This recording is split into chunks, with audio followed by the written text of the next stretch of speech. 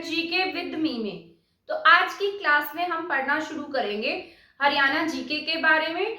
पहले 4 क्लासेस हम हरियाणा जीके की पढ़ चुके हैं, जिसमें हमने हरियाणा के इतिहास के बारे में पढ़ा है। ठीक है, उसी क्लास को हम आगे कंटिन्यू रखेंगे जब तक कि हमारे हरियाणा की जो हिस्ट्री है वो कंप्लीट नहीं हो जाती है। ठीक है, पहले वाली क्लासेस में मैंने आपको हरियाणा के जो नाम है उनके बारे में, यानी कि हरियाणा को हरियाणा कब कहा जाने लगा, हरियाणा को वैदिक काल में क्या कहा जाता था, उसके बाद पुराणों में हरियाणा को क्या कहा गया, उन सब के बारे में पढ़ा दिया है। कल की क्लास में मैंने आपको पूरे जितने भी हरियाणा से अभिलेख मिले हैं जिनमें हरियाणा का वर्णन है उन सब के बारे में भी पढ़ा दिया था। ठीक है, तो आज की क्लास में हम उससे आगे पढ़ना शुरू करेंगे। और मैं आपको बता देती हूँ कि हमने ऋग्वेदिक काल से शुरू किया था कि ऋग्वेदिक काल में हरियाणा को क्या कहा जाता था। हमारे हरियाणा में हड़प्पा थी। ठीक है, हड़प्पा के समय में बहुत सारे ऐसे अवशेष है जो हमारे हरियाणा में देखने को मिले। उस काल में जो सप्त सिंधु प्रदेश था वो प्रमुख था और उसमें हमारी सरस्वती नदी का जिक्र देखने को मिलता था। इसके बाद हमारे हरियाणा में शुरू हुआ ऋग्वैदिक काल। ठीक है, मतलब ऋग्वैदिक काल में भी हरियाणा का जो जिक्र है वो देखने को मिला। इसमें वेद आए थे। ठीक है, वैदिक काल हम इसे कहते हैं। इसमें क्या थे? वेद थे, उपनिषद थे। ठीक है, उपनिषद के साथ साथ अरण्यक थे, अरण्यक के साथ साथ ब्राह्मण ग्रंथ थे। इन सभी में हमें हमारे हरियाणा की जानकारी मिलती है। कहीं कहीं मनुस्मृति में भी हरियाणा का वर्णन देखने को मिला। ठीक है, जैसे आपके महाभारत का युद्ध हुआ, महाभारत का युद्ध भी इसी वैदिक काल के आसपास हुआ था। आपको पता है वैदिक पीरियड जो है वो 1500 से 1000 बीसी था। ठीक है, और इसके बाद जो नेक्स्ट पीरियड शुरू हुआ था वो 1000 बीसी से 600 बीसी के आसपास था। तो उत्तर वैदिक काल में आपके किसका युद्ध शुरू हुआ हरियाणा में? महाभारत का। महाभारत का जो युद्ध है 950 बीसी के आसपास में हुआ था। उस समय हमारे यहाँ पर लोहे का जो आविष्कार है वो कर लिया गया था। तो इस समय में जो हमारा हरियाणा था उसे क्या कहा गया? ब्रह्मार्यव्रत। ठीक है, ये मैंने कंप्लीट पढ़ा दिया था आपको कि पहले हमारे हरियाणा को ब्रह्मार्यव्रत कहा गया। फिर ये जितने भी सेंट्रल एशिया से आए थे ये पूरे के पूरे वहां तक ओडिशा तक फैल गए थे। ठीक है, ऊपर हिमालय से लेकर ओडिशा तक फैल गए थे, सप्त सिंधु प्रदेश से ओडिशा तक फैले थे। तो इसे आर्यव्रत का नाम दे दिया गया। दक्षिण में नहीं गए थे, केवल विंध्याचल पर्वत की पहाड़ियों तक ही सीमित रह गए थे। ठीक है, तो ये सब तो मैंने आपको कल पहले वाली क्लासेस में पढ़ा दिया है। तो ऋग्वैदिक काल के बाद हमारे जैसे यहाँ पर महाभारत का युद्ध हुआ, महाभारत के युद्ध के बाद में हमारे इंडिया में जो शुरू हुआ, यहाँ पर महाभारत के बाद हमारे इंडिया में जैसे महाजनपद पीरियड आया, बौद्ध धर्म आए, इसके बाद में आया महाजनपद। क्या कहा गया? हमने इसे क्या कहा? महाजनपद। महाजनपद में दो प्रमुख रूप से दो धर्म विकसित हुए थे, जिसमें से एक था आपके बौद्ध धर्म और एक था आपके जैन धर्म। तो ये दोनों धर्म जो थे वो चरम सीमा पर थे। वैसे हमारे यहाँ पर सनातन धर्म था। हिंदू धर्म को क्या कहा जाता था? पहले जो वैदिक पीरियड में था इसे सनातन धर्म कहा जाता था।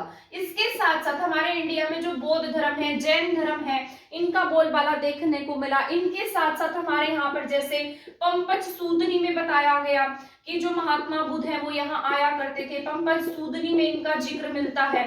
ठीक है, पंपज सूदनी में। इसके साथ साथ जैसे दिव्यादान था, दिव्यादान के साथ साथ कथा कोश था, भद्रबाहु चरित था। तो इन सब में भी हमारे हरियाणा का जो जिक्र है वो देखने को मिला है। तो महाजनपद पीरियड में बौद्ध धर्म के साथ साथ जैन धर्म भी पनपा। महाजनपद के बाद में हमारा जो इंडिया था उसमें मौर्य साम्राज्य का उदय हुआ, और ये मौर्य साम्राज्य सिर्फ इंडिया में नहीं बल्कि हमारे हरियाणा में भी देखने को मिले हैं। ठीक है, तो मौर्य साम्राज्य का अस्तित्व पूरे के पूरे इंडिया पर रहा था, जिसने पूरा अखंड भारत का जो सपना लेकर चंद्रगुप्त मौर्य आया था, जिसका साथ किसने दिया था? चाणक्य ने दिया था। ठीक है, अब मौर्य साम्राज्य की बात कर लेते हैं। यहाँ तक तो आपको पता है, जैसे मैंने आपको बताया था यहाँ महाभारत का युद्ध हुआ था 950 बीसी में। तो अब जब महाभारत का युद्ध हुआ तो अब इस युद्ध में ऐसा तो नहीं था कि सभी के सभी लोग मारे गए। उनमें से उनके कुछ मतलब जैसे जो युद्ध लड़ रहे थे उनमें से कुछ लोग बचे भी होंगे। तो वो कहाँ पर गए? ठीक है, तो वो भी कहीं छुटपुट छुटपुट एरिया में एक्टिव थे। तो इस तरीके से ये छुटपुट छुटपुट एरिया जो है मौर्य साम्राज्य तक क्या रहा, मतलब दबा रहा। ठीक है, ये अस्तित्व में नहीं आया, इतना ज्यादा एक्टिव नहीं हुआ। ठीक है, बाद में जब ये मौर्य साम्राज्य का पतन हो गया, तो मौर्य साम्राज्य के पतन के बाद इंडिया में क्या हुआ, मौर्योत्तर काल आया, जो बहुत अधिक मतलब जिसका बोलबाला नहीं था हमारे इंडिया में। ठीक है, कौन सा पीरियड था ये, मौर्योत्तर काल। मौर्योत्तर काल के बाद हरियाणा में जो है मतलब कोई बहुत ज्यादा प्रभावशाली राजा नहीं था, प्रभावशाली राजा मतलब हमारे इंडिया में नहीं रहा। इसके बाद में हमारे इंडिया में जो ये महाभारत काल के जितने भी मतलब जैसे अब बाद में जो लड़ाई कर रहे थे, जैसे योद्धे थे, अग्र थे और अर्जुनायन थे, तो वो ज्यादा क्या हो गई, मतलब यहाँ पर जब पहले ये महाभारत का युद्ध हुआ तो इनके जो भी पूर्वज हुए मारे गए, आगे उनके वंशज बच गए, तो उन वंशज का जो उदय है ना वो मौर्योत्तर काल के बाद में हुआ था, जिन्हें हमने अलग अलग नाम दिए। सबसे पहले योद्धे थे, ठीक है, योद्धे गणराज्य सबसे पहले क्या अस्तित्व में आया, योद्धे गणराज्य अस्तित्व में आया था। ठीक है, अब मैं आपको बताती हूँ कि ये योद्धे कौन थे और ये कहाँ पर एक्टिव थे ज्यादा। अब आपको पता है आपका जो हरियाणा है वो दो प्रमुख नदियों से घिरा हुआ है। ठीक है, जैसे आपके एक घग्गर नदी है और एक आपके यहाँ पर यमुना नदी है, ऐसा लगा लीजिए ये क्या है आपके यहाँ घग्गर नदी है। ठीक है, वैसे मैंने नदियों का टॉपिक तो बहुत अच्छे से पढ़ा रखा है आपको बहुत बार। ठीक है, घग्गर है, यहाँ पे क्या है, यमुना नदी है। ऊपर अंबाला का इलाका छोड़ दीजिए, अंबाला के इलाके को आपको काउंट नहीं करना है। इसके साथ साथ नीचे जो आपके गुरुग्राम की पट्टी है और जो फरीदाबाद की पट्टी है उसको छोड़ दीजिए। ठीक है, इस तरफ आप हिसार की पट्टी को छोड़ दीजिए और यहाँ पर बीच में जितना भी इलाका बच गया, यहाँ पर कौन एक्टिव थे, योद्धे गणराज्य एक्टिव थे। ठीक है, अब योद्धे कौन थे, जैसे युधिष्ठिर है, युधिष्ठिर के जो वंशज थे वो क्या कहलाए, योद्धे कहलाए। ठीक है, युधिष्ठिर के वंशज क्या कहलाए थे, योद्धे कहलाए थे। तो अब योद्धे गणराज्य जो था वो कहीं कहीं छुटपुट छुटपुट यूपी में भी एक्टिव था, कहीं कहीं छोटा मोटा पंजाब में भी एक्टिव था, पंजाब के साथ साथ कहीं कहीं पर ये राजस्थान में भी एक्टिव था, पर ये यहाँ पर बहुत कम मात्रा में था। जो सबसे अधिक एक्टिव था वो हमारे हरियाणा में ही था, क्योंकि हरियाणा में ही महाभारत का युद्ध हुआ था, इनके जो पूर्वज थे वो भी यहीं के थे, तो यहाँ पर ही इनका जो बोलबाला है वो ज्यादा देखने को मिला योद्धे गणराज्य का। अब इसके साथ साथ बात की जाती है, योद्धियों के साथ साथ और भी छोटे मोटे जो राजा थे वो पनप रहे थे। जिस तरीके से आप आज लगा लीजिए, जैसे आप हमारे देश में क्या है, बीजेपी की सरकार है, तो ऐसा लगाइए कि ये क्या है, हमारे देश में बीजेपी है। ठीक है, यानी कि क्योंकि वो लीडर पार्टी है, अब उसकी जो सीटें हैं वो हमारे देश में ज्यादा है, तो उसी तरीके से उस समय जो योद्धे गणराज्य था वो क्या था, बहुत ज्यादा एक्टिव था, यानी कि पूरे के पूरे हरियाणा में योद्धियों का बोलबाला था, इस पूरे इलाके पर योद्धियों का बोलबाला था। ठीक है, तो इसके बाद जैसे अब अंबाला है, अंबाला में एक कुनिंद थे, कौन थे अंबाला में, कुनिंद एक्टिव थे।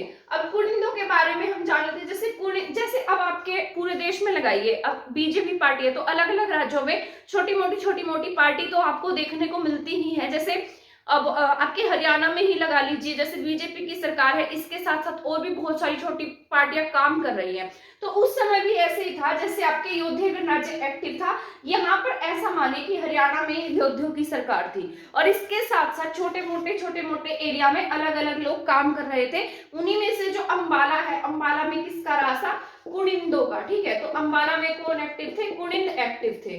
ठीक है, तो आपसे पूछा जाएगा कि अंबाला में किसका शासन था, तो कुनिंदों का शासन था। इसके बाद मैं बताती हूँ गुरुग्राम और फरीदाबाद की जो पट्टी है, जैसे आपके रेवाड़ी है, महेंद्रगढ़ है, फरीदाबाद है, पलवल है, मेवात है। ठीक है, इन सभी एरिया में आपके कौन एक्टिव थे, ये जो नीचे की पट्टी आप देख रहे हैं यहाँ पर एक्टिव थे अर्जुनायन। क्या कहा हमने इनको, अर्जुनायन। ऐसा माने कि कौन थे, अर्जुन के वंशज थे, इसलिए हमने इसे क्या नाम दे दिया, अर्जुनायन नाम दे दिया। ठीक है, अर्जुन के वंशज थे, तो इसे क्या कहलाए, अर्जुनायन कहलाए, जो किसमें, साउथ की पट्टी में एक्टिव थे, जो गुरुग्राम और फरीदाबाद वाली पट्टी है वहां पर ये एक्टिव थे। इसके साथ साथ अगर बात की जाए, यहाँ हिसार में एक छोटा सा साम्राज्य पनप रहा था, जिसे हमने अग्र साम्राज्य कहा। अग्रोहा की तरफ था ये, क्या नाम दिया हमने इसे, अग्र साम्राज्य। तो इस तरीके से आपके पूरे हरियाणा में कहीं ना कहीं छोटे मोटे राजा पनप रहे थे। जैसे पूरे हरियाणा में क्या था, आपके योद्धेगण राज्य थे, जो बीच में जलोढ़ मिट्टी का जो मैदान है आपका, वहां पर एक्टिव थे। इसके अलावा अंबाला की बात की जाए तो अंबाला में आपके कुनिंद एक्टिव थे, और नीचे साउथ की जो दो पट्टियां हैं, गुरुग्राम और फरीदाबाद वाली, वहां पर आपके अर्जुनायन थे। अगरों की बात की जाए तो आपके हिसार की तरफ एक्टिव थे। तो ये आपको याद रखना है, क्योंकि बाद में जो योद्धे हैं इनके यहाँ से सिक्के मिले, योद्धियों की राजधानी थी। जैसे आपका यहाँ पर एक भिवानी है, मतलब यहाँ पर क्या आपकी भिवानी है, भिवानी जो थी ना योद्धियों की राजधानी थी, भिवानी का एक शहर था जिसे आज हम नौरंगाबाद कहते हैं। क्या नाम से जानते हैं, नौरंगाबाद, ठीक है। नौरंगाबाद जिसे ये पहले क्या कहते थे, प्राकृतनाग का नाम देते थे। क्या नाम दिया इन्होंने, प्राकृतनाग, ठीक है। पहले इसका नाम प्राकृतनाग था, आज ये क्या है, नौरंगाबाद है। तो ये कहां पर था, भिवानी में था। तो भिवानी क्या थी, इनकी कैपिटल थी, ठीक है। इसके बाद में हमारे हरियाणा में एक शासन विदेशी आया जिसका नाम था कनिष्क, ठीक है। तो कनिष्क ने क्या किया, इनके यहाँ पर जो ये है एरिया, इस पर आक्रमण कर दिया और इनको क्या कर दिया, हरा दिया, और पूरा हरियाणा अपने अधीन कर लिया। क्या नाम था उसका, कनिष्क। कनिष्क कौन से शासन का था, कुषाण का था, ठीक है। किसका था, कुषाण का। अगर आपने हिस्ट्री पढ़ी है तो आप इनके बारे में जानते होंगे, विम कडफिसेस, कुजुल कडफिसेस, और इसके साथ साथ कौन हुआ, ये इसका बेटा कनिष्क, ठीक है, जिसने बौद्ध संगीति कराई थी। चौथी बौद्ध संगीति इसी के काल में हुई थी, कुंडलवन कश्मीर में। तो आपको ये याद रखनी है। इसके बाद कौन आ गया था, कनिष्क हरियाणा में एक्टिव हुआ और योद्धियों को इसने हरा दिया, ठीक है। बाद में यहाँ से इनके सिक्के भी मिले, कुषाणों के भी सिक्के मिले, साथ साथ योद्धियों के भी सिक्के मिले, ठीक है। योद्धियों की जो राजधानी थी वो क्या थी, नौरंगाबाद भिवानी थी। और ये जो सिक्के, इनके जो सांचे मिले हैं ना, मतलब ये जो सिक्के बनाते थे, जो सिक्के बनाने के सांचे थे, वो कहां पर बनाते थे, खोखरा कोट में। खोखरा कोट कहां पर है, आपके रोहतक में है, ठीक है। कहां पर है, रोहतक में। यहाँ से आपके बहुत सारी चीजें मिली हैं। यहाँ से खोखरा कोट रोहतक से आपके कुषाणों के भी सिक्के मिले हैं, ठीक है। कहीं कहीं पर कुषाणों के सिक्के मिले, और ज्यादातर आपको योद्धियों के सिक्के देखने को मिलेंगे, क्योंकि इन्हीं का ये एक्टिव एरिया रहा था। बहुत टाइम तक योद्धियों ने यहाँ पर शासन किया था, ठीक है। तो आपको ये पॉइंट्स याद रख लेने हैं। अब यहाँ ये तो बात थी मौर्योत्तर काल की। मौर्योत्तर काल के बाद की बात, और ये जो योद्धे थे, पहले मैं योद्धियों के बारे में ही बता देती हूँ थोड़ा बहुत। और जो योद्धे थे ना, योद्धे किसे मानते थे, जो आपके गणेश भगवान है, गणेश जी के जो भाई थे, जिनका नाम कार्तिकेय था, ठीक है। क्या नाम था, कार्तिकेय। तो ये कार्तिकेय की पूजा करते थे। कार्तिकेय का एक वाहन था, जिसका कार्तिकेय का वाहन क्या है, मोर है। तो इनका जो चिन्ह था ना, वो क्या था, मोर था, ठीक है। अपने सिक्कों पर मोर बनवाते थे, और ये मतलब इनका जो चिन्ह था योद्धियों का, वो क्या था, मोर था, ठीक है। तो आप यहाँ से अंदाजा लगा सकते हैं कि किसे मानते थे, ये कार्तिकेय को मानते थे। तो योद्धियों का जो चिन्ह हुआ वो क्या हो गया, मोर हो गया, ठीक है। मौर्योत्तर काल के बाद में आपके यहाँ पर बहुत ज्यादा शासन की बात की जाए तो, बड़े वंशज की बात की जाए तो आपके यहाँ पर, एक बार मैं इसको इरेज ही कर देती हूँ, फिर आपको यहाँ अच्छे से लिखकर बता दूंगी, ठीक है। तो हम यहाँ पर मौर्य काल, मौर्योत्तर काल के बारे में पढ़ चुके हैं। मौर्य काल में जैसे आपके अशोक एक्टिव हुआ था, है ना। अशोक के स्तंभ भी पढ़े हमने, अभिलेख पढ़े, वो मैंने आपको सारे बता दिए थे। मौर्यों के बाद में हमारे यहाँ पर मौर्योत्तर काल आया। मौर्योत्तर काल में हमारे यहाँ पर कुषाण आए, ठीक है। कुषाणों का आक्रमण हुआ, योद्धे यहाँ पर एक्टिव थे, कहीं कहीं कुनिंद थे, छोटे मोटे इलाके में अर्जुनायन थे, एक इलाके में आपके अग्र एक्टिव थे। इसके बाद कुषाणों का जो आक्रमण हुआ, कनिष्क ने आक्रमण किया। आक्रमण के बाद उसने जो योद्धियों का एरिया था वो विजय कर लिया, और वहां पर अपना शासन स्थापित किया। इसके बाद की बात करते हैं बड़े साम्राज्य की, तो आपके यहाँ पर गुप्त की बात करते हैं। तो गुप्तों में आपके एक राजा हुआ जिसका नाम था कुमारगुप्त, ठीक है। कुमारगुप्त भी मोर को ही मतलब कार्तिकेय भगवान को मानता था, ठीक है। कार्तिकेय को मानता था, कार्तिकेय भगवान को, ठीक है। और इसके सिक्के पर भी क्या मिले हैं, मोर का निशान मिला है। तो आपसे पूछा जाए कि बताइए गुप्त वंश का ऐसा कौन सा राजा था जो आपके योद्धियों के समान था, ठीक है। यानी अब आपसे ऐसा पूछ ले कि बताइए ऐसा कौन सा राजा था, गुप्त वंश का ऐसा प्रतापी कौन सा राजा था जिसके जो मोहर है वो योद्धियों से मिलती थी, तो आप क्या टिक करेंगे, कुमारगुप्त को टिक करेंगे, क्योंकि इसकी मोहरों पर भी मोर का निशान था, ठीक है। तो मोर का निशान किसकी मोहर पर था, कुमारगुप्त की मोहर पर था। तो आपको ये पॉइंट्स जो है वो रख लेने हैं, ये सभी इंपॉर्टेंट है, ठीक है। इसके बाद जैसे गुप्त वंश समाप्त हुआ तो आपके यहाँ पर अलग अलग आक्रमणकारी आए। जैसे गुप्तों के बाद तो आपके यहाँ पर देखा जाए तो छठी सातवीं शताब्दी के बाद, छठी सातवीं शताब्दी के आसपास की बात की जाए तो यहाँ पर आपके इसके बाद में हर्षवर्धन का टाइम पीरियड शुरू हो गया। किसका टाइम पीरियड शुरू हुआ? हर्षवर्धन का। छठी से सातवीं शताब्दी के आसपास रहा था, मैंने आपको बताया था। 606 ईस्वी में हर्षवर्धन क्या बना? राजा बना। और 647 में क्या हो गई? इसकी डेथ हो गई थी हर्षवर्धन की। हर्षवर्धन वही था जो जिसने अपनी राजधानी थानेसर को बनाया था, और थानेसर से अपनी राजधानी कहां पर ले गया? ये कन्नौज ले गया, कन्नौज यूपी में ले गया, ठीक है। मोखरी वंश के राजा से अपनी बहन की शादी की, बाद में इसकी बहन जो राजश्री थी उसके पति की डेथ हो गई, और डेथ होने के बाद ये अपनी राजधानी कहाँ ट्रांसफर कर दी? इसने यूपी के कन्नौज में ट्रांसफर कर दी थी हर्षवर्धन ने, छठी सातवीं शताब्दी के आसपास। इसके बाद में हमारे यहाँ पर ज्यादा जो देखने को मिला वो 9वीं 10वीं शताब्दी रही थी। जैसे आपके यहाँ पर तोमर आए थे, ठीक है। तोमरों के बाद में आपके यहाँ पर चौहान आए।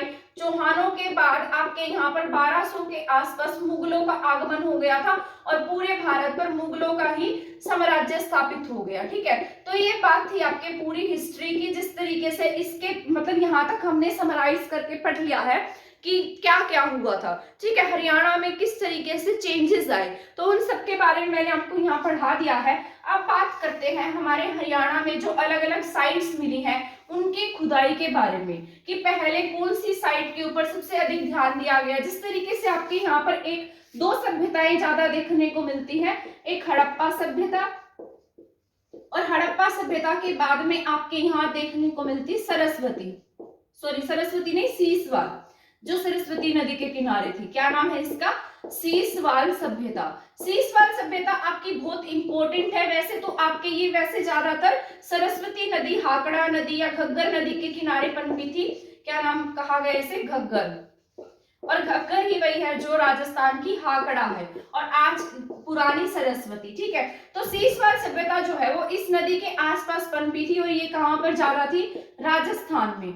कहाँ थी ये? राजस्थान में। अब राजस्थान के साथ लगता एरिया जो था ना आपके हिसार में भी आपके सीसवाल सभ्यता के कुछ अवशेष मिले हैं, और ऐसा माना जाता है कि जो सीसवाल सभ्यता है वो हड़प्पा सभ्यता से भी बहुत प्राचीन है। तो हड़प्पा से भी प्राचीन कौन सी है? आपके सीसवाल सभ्यता है। तो आपको ये याद रखना है, सीसवाल सभ्यता जो है वो आपकी किससे प्राचीन है? हड़प्पा सभ्यता से भी प्राचीन रही है। तो ये सभी पॉइंट्स आपको याद रखने हैं। सीसवाल सरस्वती घग्गर नदी के किनारे, हाकड़ा राजस्थान में फेमस थी, और हिसार के एरिया में एक्टिव थी। यानी कि आपको पता है कि आपके ये राक्षी नदी भी हम पढ़ते हैं, दृश्यवती पढ़ते हैं, ठीक है। तो ये कहाँ मानी जाती हैं? ये आपके सीसवाल सभ्यता के आसपास ही पनप रही थी। तो ऐसा माना जाता है जो सीसवाल सभ्यता वो कहाँ पर देखने को मिली? हिसार में, और हड़प्पा से भी पुरानी थी। इसके भी अवशेष आपके हरियाणा में देखने को मिले हैं, ठीक है।